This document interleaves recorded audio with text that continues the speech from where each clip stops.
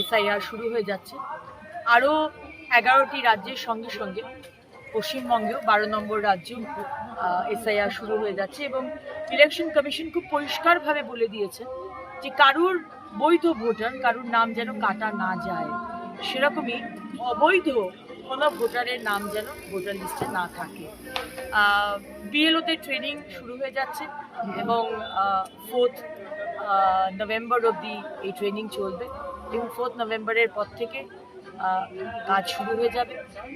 আশা করব প্রশাসন এবং মমতা ব্যানার্জির সরকার, যদিও বা বলছেন যে একটা নামও যদি বাদ যায়, উনি নাকি বলেছিলেন আগুন জ্বালিয়ে দেবেন, কিন্তু উনি একবারও বলেননি যে একটা নাম যদি রয়ে যায় রোহিঙ্গা বা বাংলাদেশি মুসলমানদের, তাহলে কিন্তু উনি আগুন লাগিয়ে দেবেন, সেটা কিন্তু একবারও বলেননি।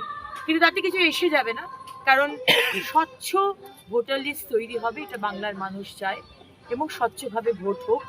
আশা করব ফেব্রুয়ারি মাসের 7 তারিখ যখন এই পুরো প্রসেসটা কমপ্লিট হওয়ার কথা, বাংলার মানুষ এবং আরও 12টি রাজ্যের মানুষ তারা যেন স্বচ্ছ ভোটার লিস্ট পায়। অনেক অনেক ধন্যবাদ ইলেকশন কমিশনকে।